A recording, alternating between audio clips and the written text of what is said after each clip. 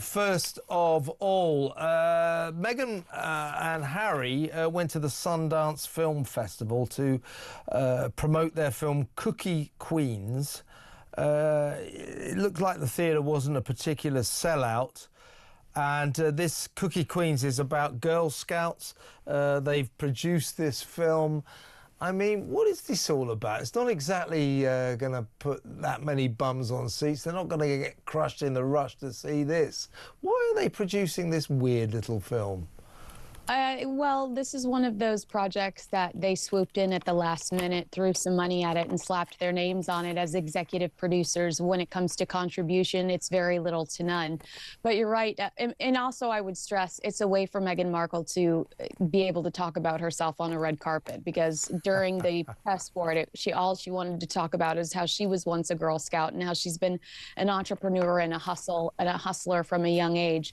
But they made an appearance at Sundance to promote Which this. Which is in Utah, right? Park City, Utah, isn't it? Yeah. Which is in Utah, to promote Cookie Queens. And despite that high-profile push of two former senior working royals that no longer work as members of the royal family, the film is being described as a misfire, another flop. The screening failed to sell out. There were nearly 150 empty seats when the lights went low, according to Page 6. And it wasn't until the lights dimmed that waitlisters were eventually allowed to take spots throughout the theater. For the reserved, high-priced Sundance pass holders that didn't show up, those are the VIPs. Those are the people spending $7,000 for a pass. They always reserve seats for them. None of those guys showed up, so that's when the waitlist holders could slide in and take space in the theater. You know, I think that gives you a bit of an idea of how uninterested these real Hollywood types are in Harry and Meghan, in their products. And for context, in the very same theater 24 hours earlier, the Invite premiere with Seth Rogen, Olivia Wilde, there were so many oversold seats that 100 people were turned away. So the fact that Harry and Meghan are not really seeing interest in this, you're not surprised, I'm not surprised. Well, it's just it's not a very interesting sounding film, it's typical of them. But a lot of people saying, Kinsey, that it's kind of bizarre for Prince Harry to go from last week, you know, sobbing in court about how the tabloids have made Meghan's life a misery, which, by the way, was absolutely nothing to do with his lawsuit against the Daily Mail. Nothing to do with it. He just brought that in. So there he is sobbing about attacks on our privacy and how these people have made, these awful journalists have made our lives hell. You know, privacy. And then, you know, he's jet straight off to Park City for one of the world's biggest film festivals to promote a movie, you know, in a blaze of publicity. It's a kind of bizarre way to behave, isn't it? Schmoozing with the 1% on red carpets, posing for photographs from the same photographers or the same type of... remember Tom Bradby told Tom Bradby he gets PTSD every time he hears a camera clicking, and there's Harry on a red carpet at Sundance posing for photos with Meghan. Yeah, the hypocrisy, if there's one thing that's consistent about the Sussexes, it's hypocrisy. Yeah, indeed. And what about Harry generally? You and I have talked about this before, but, you know, we know what Meghan's up to. She's always this whirl of dervish-like activity, none of it coming to anything. But, you know, you can't fault her for constantly trying. You know, she's always trying to sort of fill her empty life up. So she's currently acting in a film, playing herself. You know, she's got plans for more podcasts. Her Allegedly. Her hopeless TV series with Love Meghan has been axed by Netflix, but that doesn't stop her dreaming of more television products. She's always trying. Meanwhile, Harry, nothing. You know, he goes up to Canada to make a speech to a bunch of real estate agents in the, you know, purely for money in Canada, obviously. Comes here... about the death of his mother. Yeah, he talks about the death of his money. Says his mother, this is the life he's leading his mother would have wanted, really. Then he comes to Britain to launch these increasingly bizarre lawsuits against newspapers that won't ever come to anything. What what is going on in his life? Is he really fulfilled with this strange existence, this strange life he's made for himself, basically sort of in the slipstream, in the shadow of this dervish-like woman who can't do anything right, doing, you know, not very much at all? Is this what he really wants?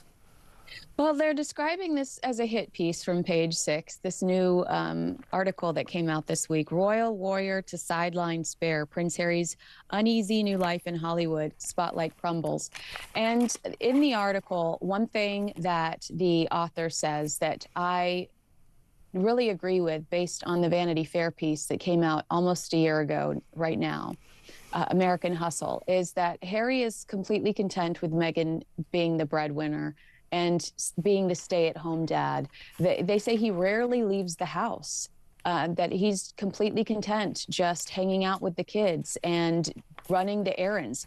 I have friends that live in Montecito that tell me that it's Harry showing up for sports events. It's Harry doing drop-offs. Now, Meghan tells Jamie Kern-Lima that she's the queen of these things, but I understand that Harry is the one that is more out and about than Meghan is. He's also the one that's much more personable and will talk to people and is much friendlier than Meghan is. But yeah, I think the rent-a-prince route is what we're going to see in 2026. This huge debate that you and I have had over the last few months about this idea of Harry starting a business this year. What could he possibly do? He's all over the place and nowhere at all. Yeah, I mean, he could actually take the place of Meghan's business as ever, which, frankly, despite what she says, seems to be on its last legs. It will not survive, I don't think, for much longer. But there's a quote in this piece you're talking about, is in the New York Post, saying Harry's not really doing anything in America. It seems he is still very wrapped up in the past. Roger that, that's true. There have been rumours that Harry is starting a business, but he and Meghan don't have the best of track records. And they go on to say that they believe that the Sussex coffers are rapidly depleting, that they're running out of money. As ever, I don't think it's bringing anything in, and there's not much coming in from anywhere else. So financial problems? Well, we know that they're spending $2 to $3 million on security alone, and it's my understanding that they are the major investor in Meghan's As Ever products. And if that's the case, and those numbers that are lingering around the internet about how much product she has available are accurate, I'd say that that should be a legitimate concern. Exactly right. And what about this talk that Meghan may be having another kid?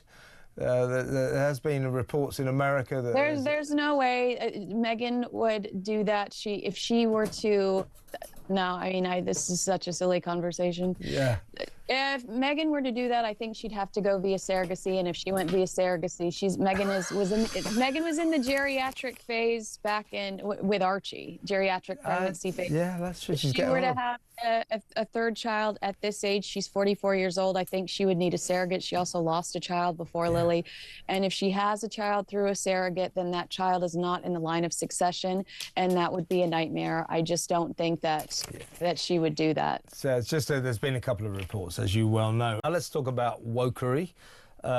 To be honest with you, a lot of these wokery trigger warning type stories these days gloss over most of us. It's just like, oh God, not another one.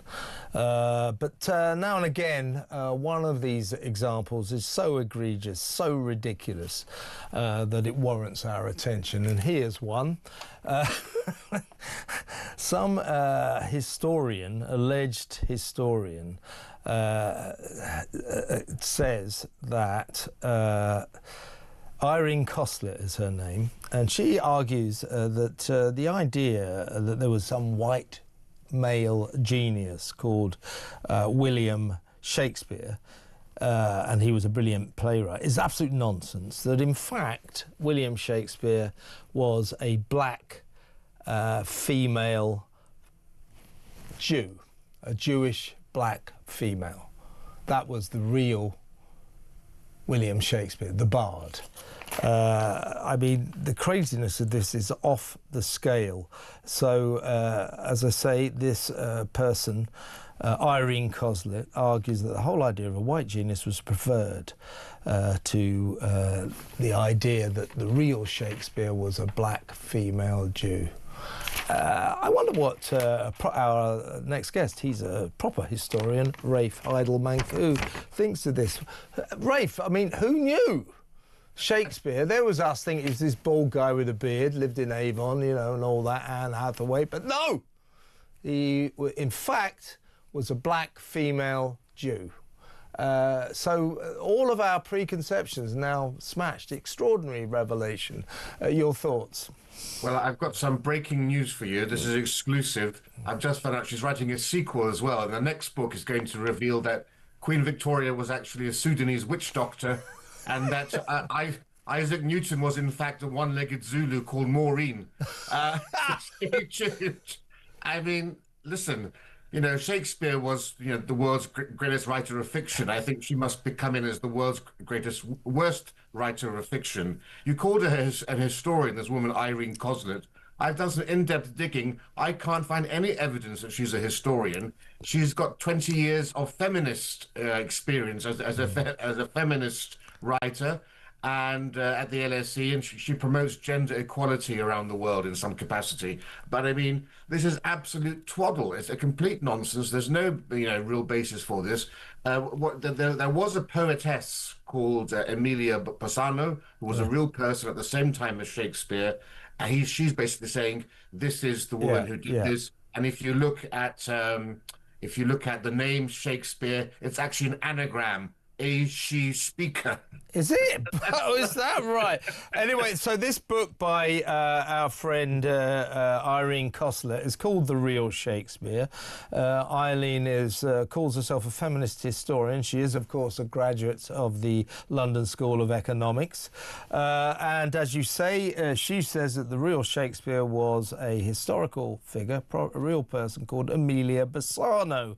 Emilia Bassano was apparently the mistress of Henry Carey, the first Baron Hunsdon, Elizabeth I, Lord Chamberlain, and patron of the Lord Chamberlain's Men, the theatre troupe that Shakespeare made famous. Some writers believe that Emilia Bassano may be the inspiration for the Dark Lady addressed in Shakespeare's sonnets. But what goes through someone like Irene Coslet's mind to write a book so preposterously absurd, to make such a ridiculous declaration? What goes through her mind, do you think?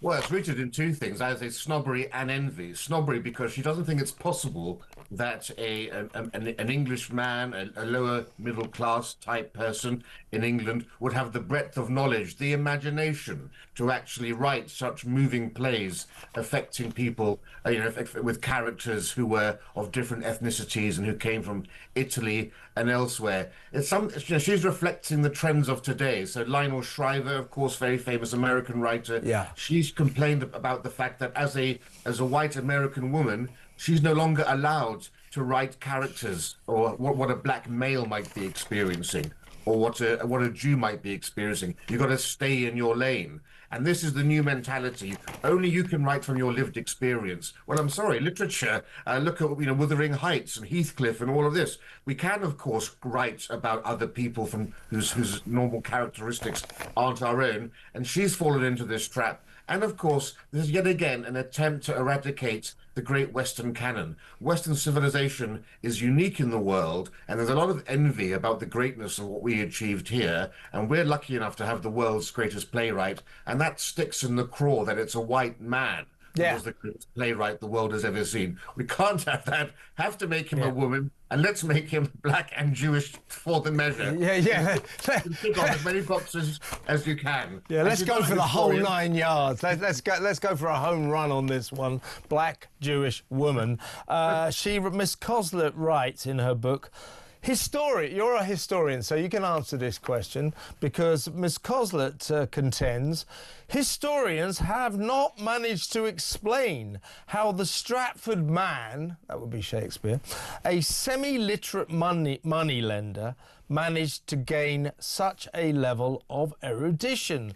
Well, I don't know whether he was a moneylender, but I think the test of time has proved that Mr. Shakespeare was not semi-literate.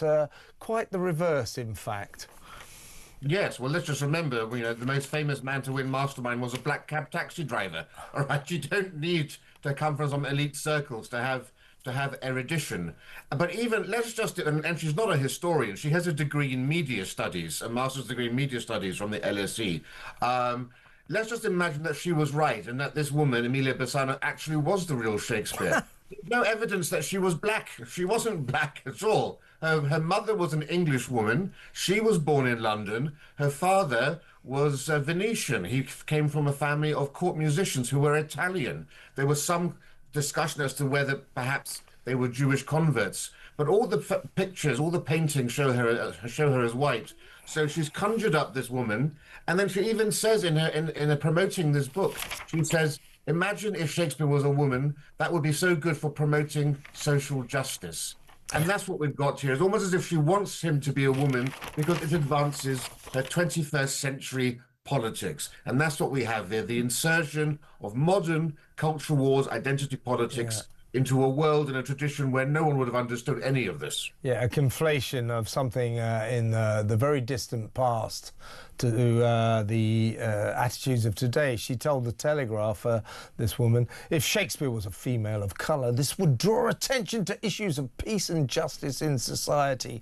What if women had a pivotal role and a civilising impact in history, but they have been silenced, belittled and erased from the dominant narrative? So she's basically saying that women, in this case, the real Shakespeare, they changed the gender, they changed the colour because they don't want to admit that women have been responsible for all the great things in history, including Shakespeare's plays. It's just mad, isn't it? Hold the front pages. Radical feminist says Shakespeare was a woman and hopes to advance social justice for women by so doing. Look, it's a matter of fact. You speak to people like Jordan Peterson and others, they'll tell you this. You get more men who are mass murderers, more men who are extremists and psychopaths, and you get more men who are geniuses. If you look at on the curve where men are, we're a lot more extreme in various ways than women are. That's why you tend to get much more famous, much more geniuses coming out of the male part of the population than out of female. There are reasons and explanations behind a lot of this. But, leave history to the historians, not to the media feminists, I say. Very good point. But, of course, Shakespeare wasn't Emilia Bassano. Everybody knows this extraordinary story that Britain has quietly brought home a series of ISIS brides, as in the Shamima Begums of this world, who ran away from this country treacherously to hook up with the death cult, ISIS death cult, to take part in the terrorism, and we've quietly just let them back. These people are a risk to this country, as is Shamima Begum. Let's talk to former senior military intelligence officer Philip Ingram. Welcome, Philip. Now, you and I have talked many times about Shamima Begum and the serious security threat she poses to this country. She remains over in Syria, but that detention camp that they're all in has now become leaky as a sieve amid Syria's uncertain political position. And so she might well escape, as far as we know. God knows what's going to happen there. But what we're learning today, courtesy of the Times, is that Britain has quietly repatriated Islamic State women and children who were held alongside Shamima Begum. 6 women in camps held by the Syrian Democratic Forces, those are Western-backed, of course, have been sent back to Britain without fanfare, along with their 9 children. This is a security threat, isn't it? What on earth is the government playing at? Allowing terrorists, people who betrayed this country, traitors to this country, who went out to hitch their wagon to that death cult ISIS, just allowing them back in, no questions asked. I thought the government's primary role was to keep the people of this country safe. That's not keeping us safe, is it? It's not keeping us safe. The advantage of Shamima Begum is there was a legal ability to remove her British passport and remove her British citizenship. So she's got no right to come back to the United Kingdom. Unfortunately, there are some of these ISIS brides that there is no legal way of removing their British citizenship, and therefore, like ISIS brides and members from other European countries, they are being sent back or being taken back quietly, but they remain a threat, and therefore it is costing us millions in taxpayers' money to monitor them and to monitor the threat, whilst they're probably sitting there on benefits with their children on benefits. So their neighbours, you and I, are paying for the privilege of these threats to our society having to be properly monitored too, so we can stay on top of it. Okay, if we take these people up, I take your point. Unlike Shamima Begum, these women have not had their citizenship stripped of them, so we have an obligation to them.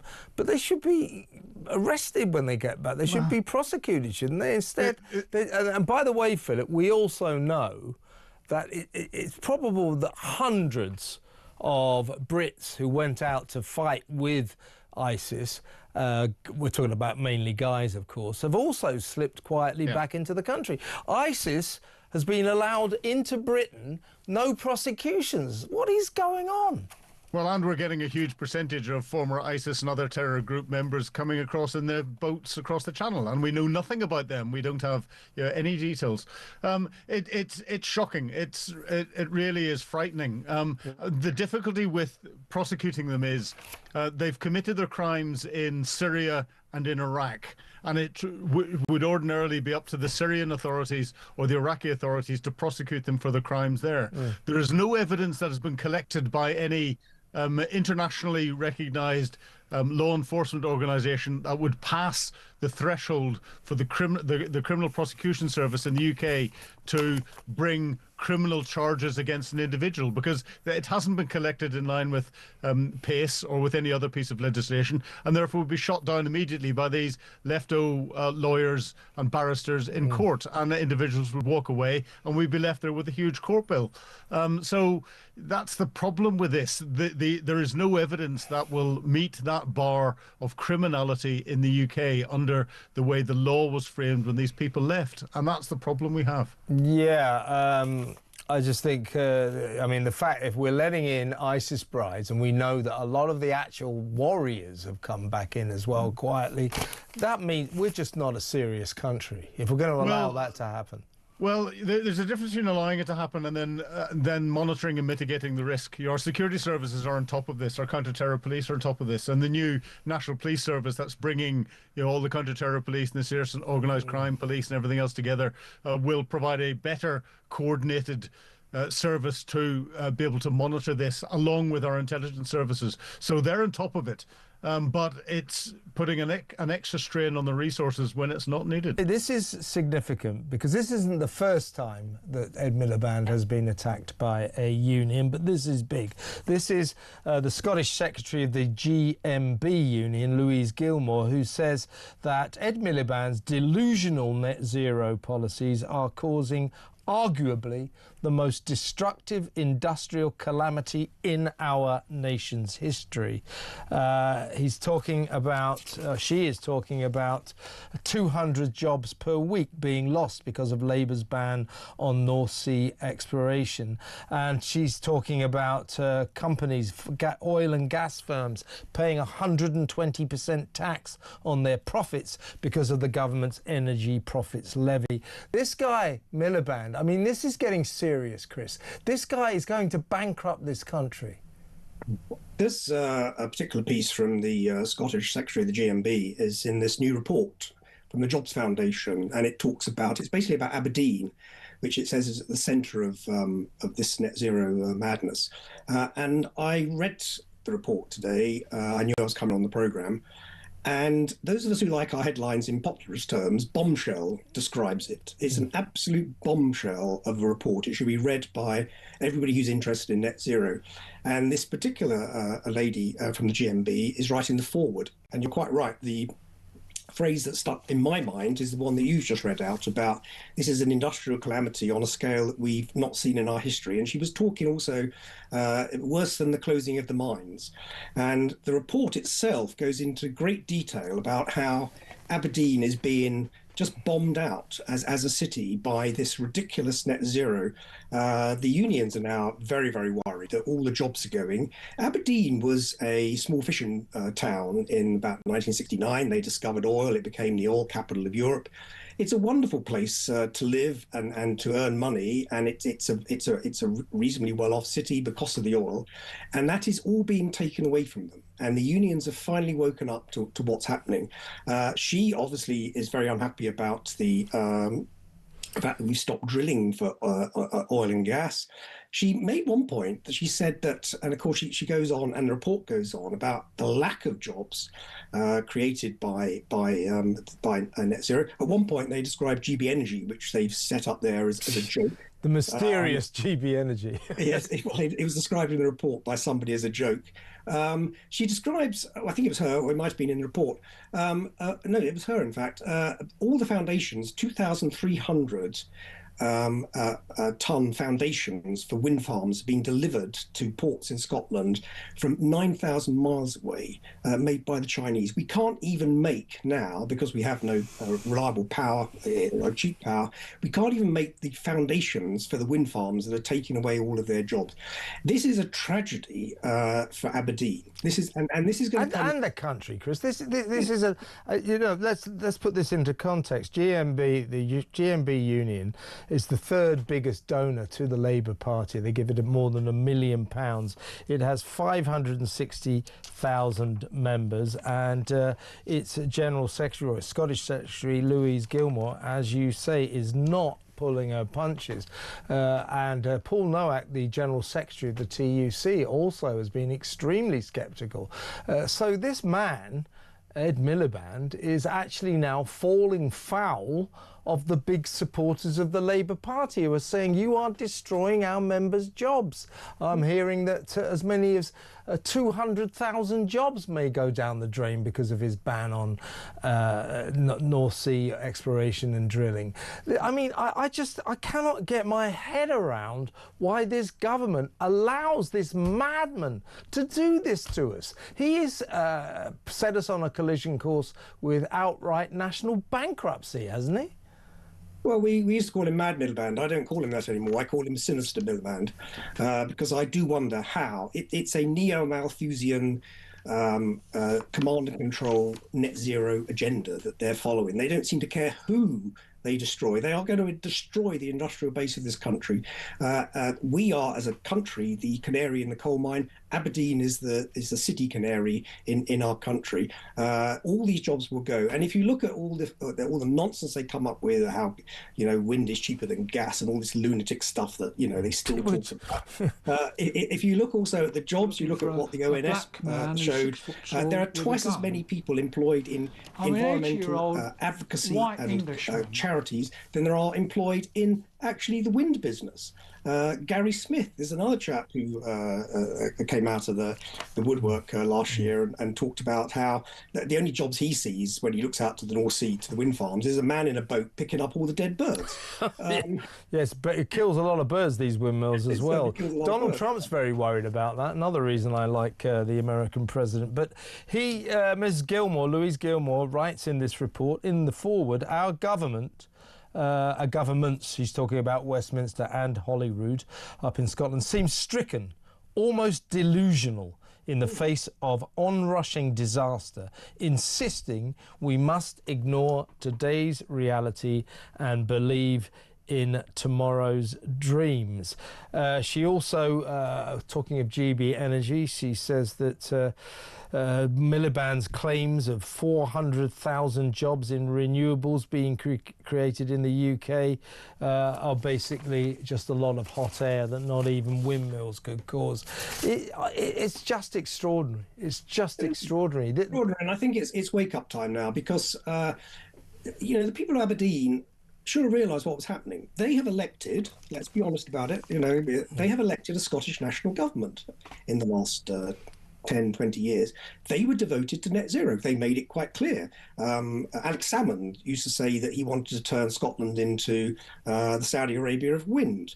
Aberdeen itself has a Green MP in its constituency role for the Scottish Parliament. What are they doing voting for these people? If you want to stop this sort of madness, then I would argue don't vote for people who state quite clearly that they are going to go for net zero, because this is what net zero looks like. Net zero is a destructive societal and economic disaster area. Also in the report, it mentions, for instance, we just tend to talk about electricity and the wind power that's producing it. We still rely on oil and gas for 75% of our energy. We rely on it for all our plastics. We rely on it to make all our fertilizers. That means we have enough to eat. I could go on and on and on.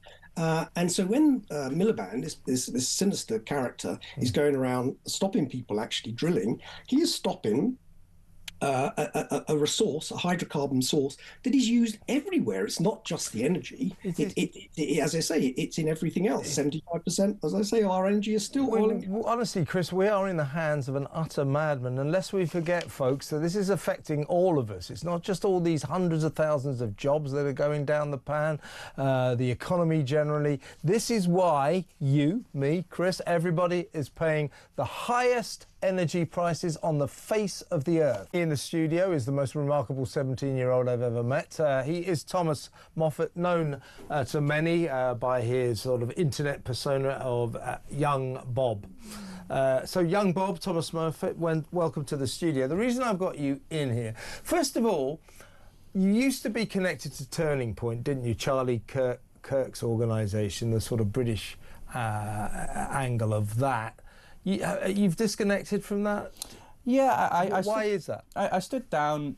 I wish I did it on more amicable terms initially. However, we just disagreed fundamentally on the way that things should have been run here. I understand that the sort of US model of entrenching themselves more into universities and fighting the good fight is less possible and practical. However, we fundamentally just got to a point where we could not agree with the direction of the actual organisation. I wish them well. There are some really good students. I think they're setting up an Oxford chapter. However, I still pledge myself to fight for young people, because I believe there's a subversion of what is the more radical solution amongst young people. They've been brought up in a generation of austerity, of unprecedented migrant crisis, and they've been told that left-wing progressivism is the solution to that problem.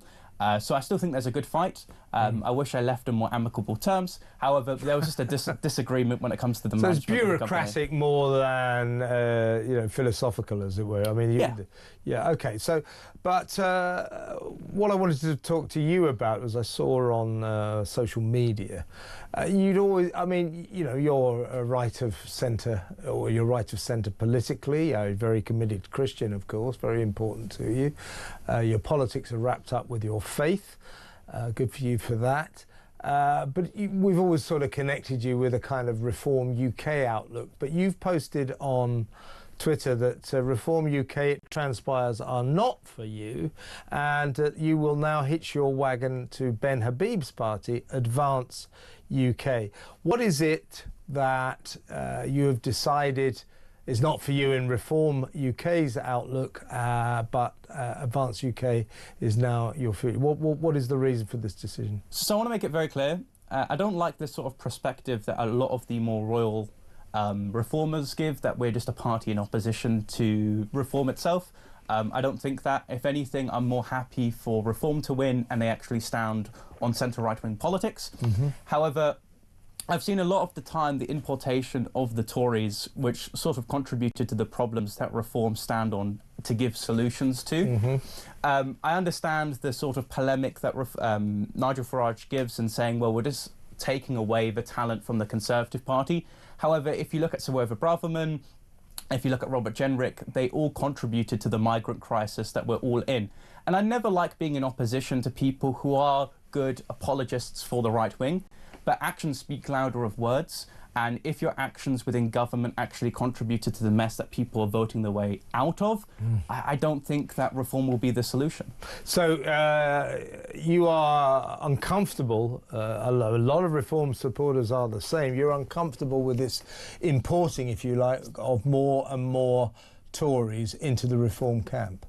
Yeah, well, I hold to the position that if you defect, you should have a by-election. I understand it's a bit expensive, but even if you look in the past, UKIP did it when they had their only standing MP. They sprung a by-election when the Conservative MP defected to UKIP.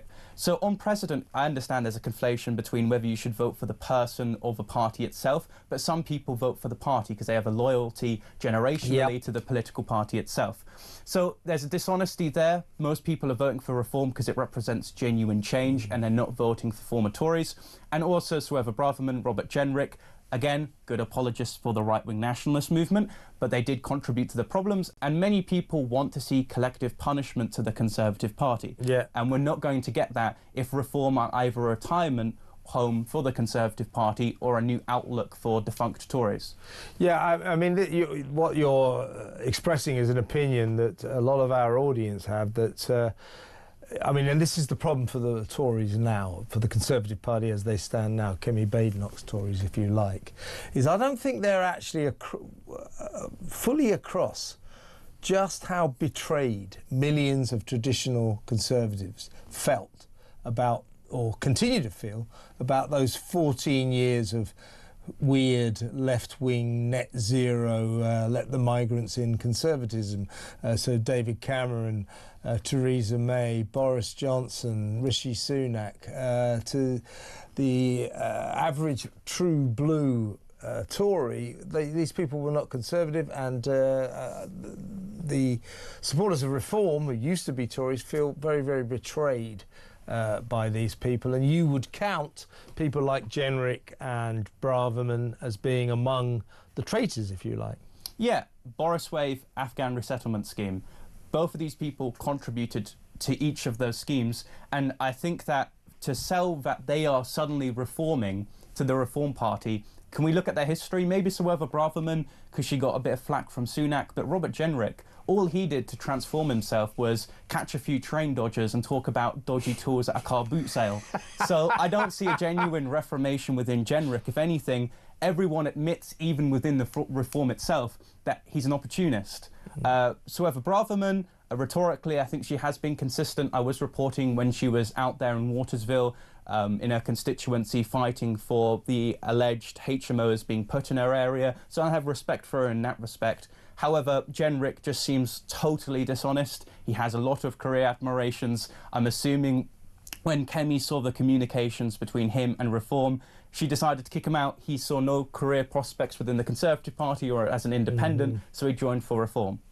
And as a representative of the younger generation, and a surprising number of younger people now are not traditionally, as they always have been, sort of extremely left-wing and communist, but quite a few young people are now right of centre, have a right-leaning outlook on life. So as a representative of those people, young right-wing people, do you see a good home for them in Reform, or do you think Advance UK are better? What is it that attracts you to Advance UK over Reform? I would say, firstly, having interviewed the Welsh leader for Advance UK, having interviewed and been with people like Kendall, a woman who's really running up a lot of the youth activism within Advance, I see a lot of authenticity. So that's more of an anecdote towards why I'm more compelled to join that political party. In terms of their Christian understanding of the Constitution, from what I understand, Ricky Doolan, who's a pastor who is within the party itself, told me that there was a Christian committee lobbying for Christian policies. The fact that so many signs within right-wing popularism is that we just immediately go towards giving policies which are totally unobtainable. You've seen this with a lot of the Reform councils, slowly giving, and I'm going to be there at their migration conference where they finally release their migration policy platform, slowly giving obtainable policies is far more of a pragmatic solution to right-wing popularism than just YOLOing it, like Reform have done sometimes in order to pick up drastically some votes. And also devolution. I think that's an important one if you're a unionist and a nationalist, cutting the bureaucracy in Wales and Scotland. I think we all should be represented by people in Westminster, and we shouldn't send thousands of pounds for people to be represented in different areas of the country. So, yeah, OK. And let me ask you an overarching question. What's your verdict on this Labour government and indeed our Prime Minister? Well, I think one of the contributing factors towards the end of the premiership of Keir Starmer will be Andy Burnham. I don't think it will be the nail in the coffin, so to speak, but it's going to show a trail towards his final end. By the end of the year, I predict that Keir Starmer will have to stand down. I think the lies from the NEC being an independent body to vet candidates is a sign of incredible corruption, and even if you look at Jeremy Corbyn, who I utterly despise as a failed, defunct socialist, what they did to him was totally out of pocket. So there has been a complete removal of what originally Labour was supposed to stand for. I believe in democracy, you know, the free place of ideas, and Labour Party have completely purged themselves of that, because Keir Starmer sees himself as a left-wing dictator of centrism, where he has to appease everyone but can't appease no one. So I want to talk to you about a few political issues, obviously, but this story broke today, overnight, really, and it is absolutely shocking to me. I'm going to play you a little montage of what happened yesterday on our state broadcast of the BBC as it marked the very important occasion of Holocaust Memorial Day, which was yesterday. Now, I know you're a student of history, so you probably, I don't know if you do know this, but you know those 6 million people that were exterminated by the Nazis during the Second World War? Well, nearly all of them were Jewish. The BBC doesn't seem to have assimilated that nuance. Watch this. 27th of January, Holocaust Memorial Day, a day for remembering the 6 million people who were murdered by the Nazi regime over 80 years ago. Now, today marks Holocaust Memorial Day, a day for remembering the 6 million people who were murdered by the Nazi regime over 80 years ago. Today marks Holocaust Memorial Day, a day for remembering the 6 million people who were murdered by the Nazi regime over 80 years ago. James, I just think that's just jaw-droppingly disgusting. You know, those people who were annihilated, who were exterminated, who were gassed to death in the worst crime in human history were Jewish. And our state broadcaster cannot bring itself to mention that. What the hell is going on? I find this absolutely extraordinary. I mean, look, I suppose at a technical level, if you want to be a proper student of history, it is true that it was not just Jews who were murdered in the Holocaust. They rounded up gypsies and Freemasons and communists, and some Catholics, I think, fell in the way, and all these sorts homosexuals of as well. Yeah. Right, yeah, and you know, and all sorts of people were killed in this horrible way. Not to mention, you know, the however many tens or hundreds of millions were killed of innocent civilians in bombings, of soldiers who were killed, those who died in famine, all across the Second World War. But on a day that is specifically designed for this, exactly this Holocaust idea, to not even mention that 6 million people these people were Jewish, to not mention this at all is absolutely extraordinary. And you would almost want to give the BBC a pass and thinking, well, either they're just trying to be inclusive or there was just a slip of the tongue or something. But when you look at its track record in recent years, what have we had? Them falling for the Hamas producers, some being in one of those documentaries of theirs that came out in that damning memo documentary that came out. You hear about all the other kind of anti-Semitic attacks that we've seen up and down the country for a long time now after October the 7th, that horrendous attack, the worst number of killing of Jews since the Holocaust that happened in Israel a couple of years ago. People cheering and screaming with joy in the streets and protesting outside the Israeli embassy even before there was a response, and the kind of rise of everyday anti-Semitic crimes that we've seen all up and down the country. Policemen saying to people, sir, I'm not going to let you pass, actually, because you are quite clearly visibly Jewish. Openly Jewish. That was Gideon Falter. Gideon, you are openly Jewish.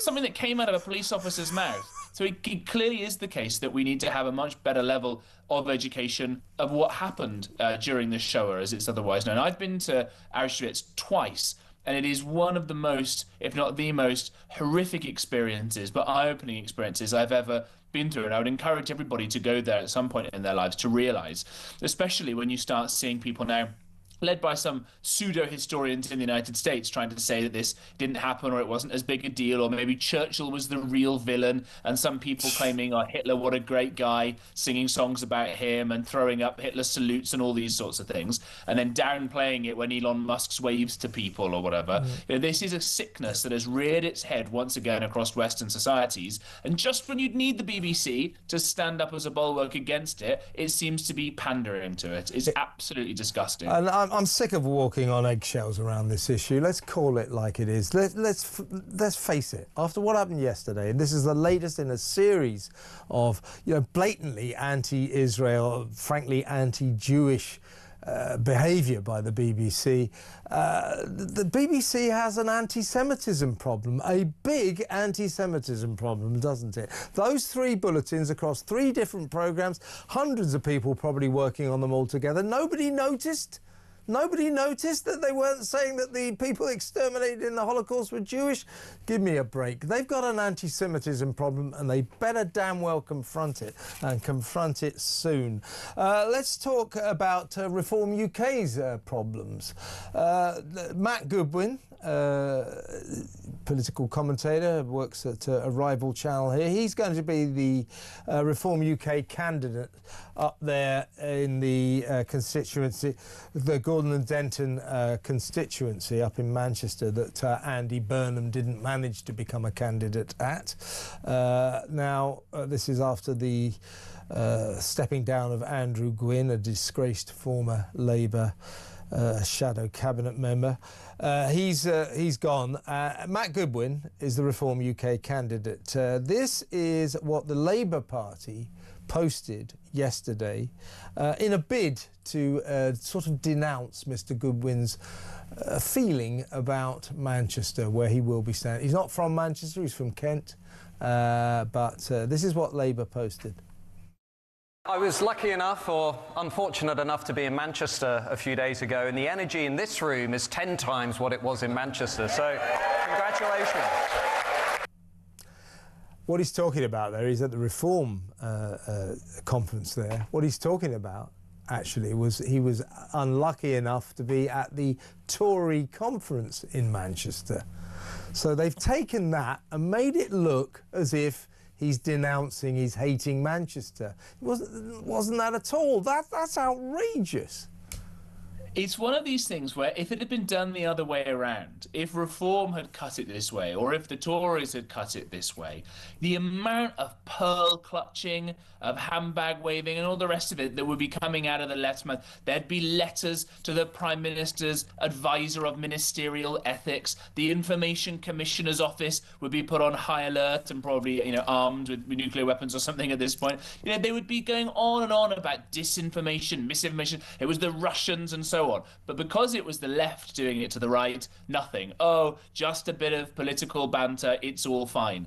I mean, I think like most attacks on Reform, it's going to backfire. I know that's not the point. It will politically backfire, but it shows how desperate the Labour Party in particular, I think, now is. The way if you want to challenge Reform is to say, right, what's your policy on X, Y, and Z? Because this far out from an election for a new party, they won't have a lot of fully fleshed out ideas. Now, some people might say that's good, but if there was going to be a snap election coming up soon, who will their spokesperson be on health or on education, you know? Yeah. Actually take them at the substance of policies. Instead, they do this stupid childishness time and time again that surely can only be helping Reform. Yeah. As Reform look at them and say, see, these are the bunch of Charlies you've got running the show. How could we be any worse? We'd be a lot better. We're not tainted like them. And so everything will keep backfiring on them. This is just underhand chicanery, and Labour shouldn't be doing it. But it's part of a syndrome. You know, Reform UK, you know, are the party in the ascendancy, and as such, everyone else is giving them a very hard time. And those MPs, the growing number of MPs they have in the House of Commons, they're now up to 8. You give it another couple of months, they'll have the majority the way it's going. But seriously, they got 8 after Suella Braverman joined them. But yesterday, Lee Anderson tried to ask a question at PMQs. Listen to how he gets howled down. This isn't. I mean, I like them. I like the sort of craziness of PMQs. I quite like the shouting and the screaming. You know, it's a good bit of hilarious theatre. But this is taking things a bit far. Look at Lee Anderson trying to get this question in. It was reported on the TV yesterday that the Labour backbenchers are revolting. Now that is a matter of opinion. You don't have a TV licence. Unlike the Labour backbenchers and the Prime Minister. You don't have a TV licence, please. Unlike the Labour backbenchers and the Prime Minister. He doesn't have a TV licence. I mean, keep going. Where's your TV licence? Hi. Well, order. I didn't want to have to get up. One of us is going to sit down. It's not going to be me. Who was the person that was speaking out then? If you haven't got the guts to admit to shouting somebody down, leave the chamber. Lee Anderson. Thank you, Mr. Speaker. I'm not Sir Lindsay Hoyle's greatest fan. He's not keen on me either, but good for him there. And who was that idiot? He hasn't got a TV licence, But every time Reform UK MPs stand up, particularly Farage, they get the same. They get shouted and howled down. This isn't democracy at work, is it? It's ridiculous. No, absolutely right. There is an art form, I think, to working in the House of Commons chamber, of speeches that work and styles of rhetoric and jokes and things that work. Benjamin Disraeli, one of our great prime ministers of the 19th century, known for being a great speaker. People don't know that in his first ever speech in the House of Commons, he was shouted down and screamed at. And he said, OK, I'll sit down now. The day will come when you'll hear me again. And later on in his career, he got in trouble because he stood up and he said that half of the House are idiots. And he was told he couldn't say that, it was unparliamentary language. He said, OK, half the House aren't idiots. And so by that point, he learned how to make great jokes in the chamber. Very good. Most of these guys never do it. And some of it is a question of timing. Remember when Corbyn was leader of the opposition, he stood up and he said, I spoke to the European Commission and they said, and there was a brief pause and someone on the Tory side shouted, who are you? No, he didn't say that. And so there's a way to do this. And Lee Anderson's joke there was pretty funny on the pun about them revolting. But if you're just going to keep going on like this in a very unfunny way, which I think is probably the biggest crime of all, then you should, as Richard Holden for the Tories was quite rightly kicked out of the chamber last week, the Speaker should do a lot more of this because constituents deserve better, I think, frankly. Exactly right, and it's reform they particularly pick on. When Nigel Farage stands up, there's a cacophony of howling, and it's because, of course, the other parties are frightened of them now because they are the ones to watch. Let me ask you this last question, James, if I can. Big rumours around the Westminster gossip mill over the last couple of days that having poor old Andy Burnham having been blocked from standing in Gorton and Denton and therefore unable to mount his challenge against the weak, failing leader Keir Starmer. So that's not going to happen. But the big talk that Angela Rayner might be about to make her move. What are you hearing? I mean, honestly, to what question is Angela Rayner the answer? I have never understood. I know the question. It is, who in the whole world would you least like to be Prime Minister? Angela Rayner. I think you've answered my question perfectly there.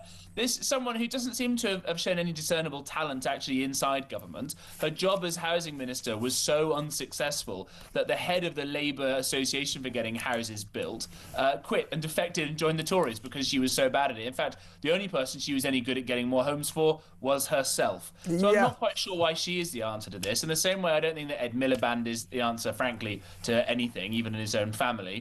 But then you've got, what else? The homelessness minister making people homeless, and the corruption minister fired for being corrupt abroad, allegedly, and so on. I think all of this stuff just reminds me of rearranging deck chairs on the Titanic. Oh, Andy Burnham's going to come and save the day, is he?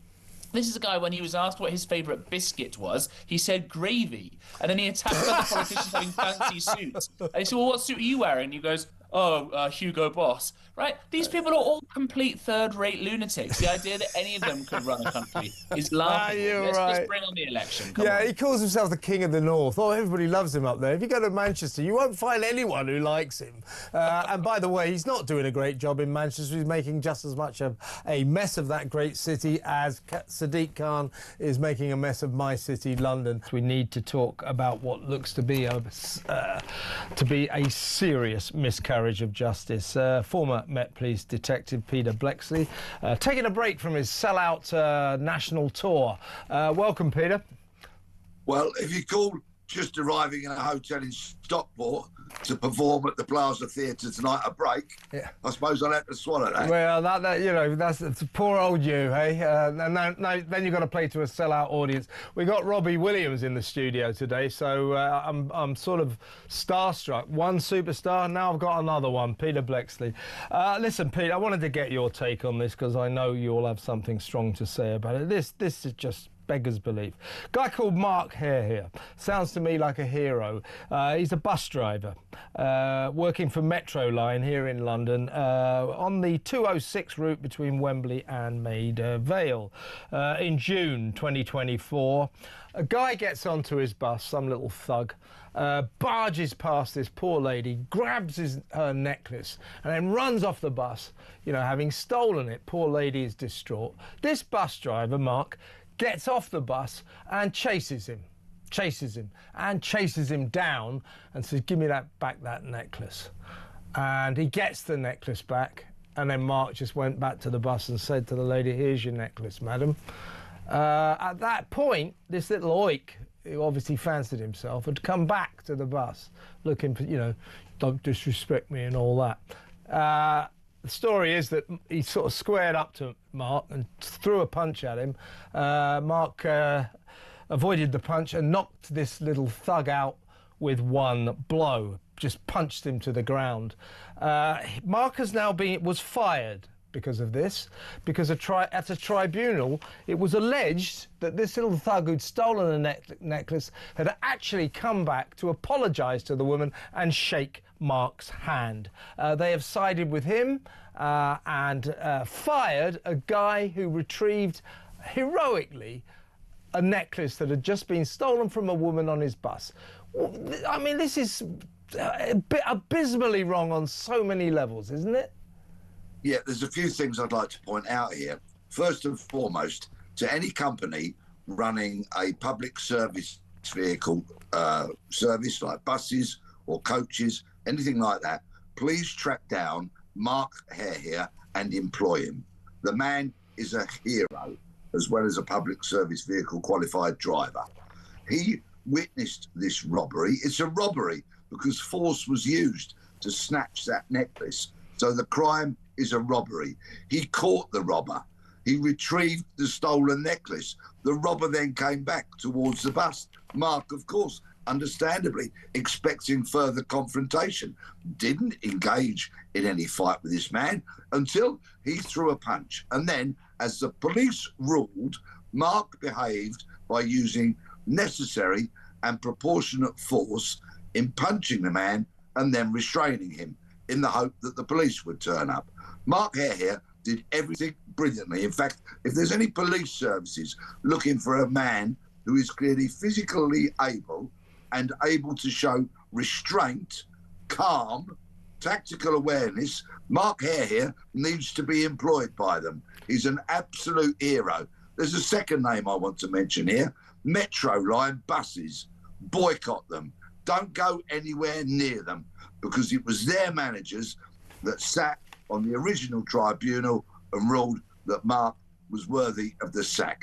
What an utter load of nonsense. It certainly is, Peter. Now, in your long experience as a police officer here in turbulent London, how many times did you come across a set of circumstances where a thief physically stole something from anybody and then, having done so, came back to apologise and shake the hands of the victim? How many times did that happen? You'd be surprised how many pathetic weasel little thieves, once caught, would say, I'm really sorry Too late, pal. The handcuffs are on. Get in the back of the van, mind your head. Too late. Too late for your apologies. You should think like that before you go out robbing women of necklaces by snatching them from around their neck. You weasel, pious, revolting, disgusting robber. Get in a van, you're nicked. Absolutely. You know, the police said that Mark, you know, you can see this story, that Mark is a hero. What a guy, you know, stopped his bus, chased this guy down, got the lady's necklace back, and that poor lady terribly shook up. The guy comes back, obviously some little toe rag who fancies himself, takes a swing at Mark. Mark knocks him out with one punch. Metro Line has accepted this load of old claptrap. What this guy, the thief, was actually doing was he thought better of it, and he came back to shake Mark's hand and give the necklace back. That's the story they believe. It's unbelievable, literally. But it tells you so much about what you need to know about modern management in businesses these days, because it was the managers that presided over Mark's future on this tribunal. The managers of the company in the first instance, who ruled that he'd breached so many of their regulations, he had to be sacked. Before Mark got off that bus and went after the robber, he applied the handbrake and he opened the doors so that passengers could get off. Nobody was trapped inside that bus, nobody whatsoever. He heroically, as a public-spirited person, didn't think about his own risk, about potential danger to himself. No, he went after a robber, stopped him, retrieved the stolen property, and acted superbly. I couldn't agree with you more.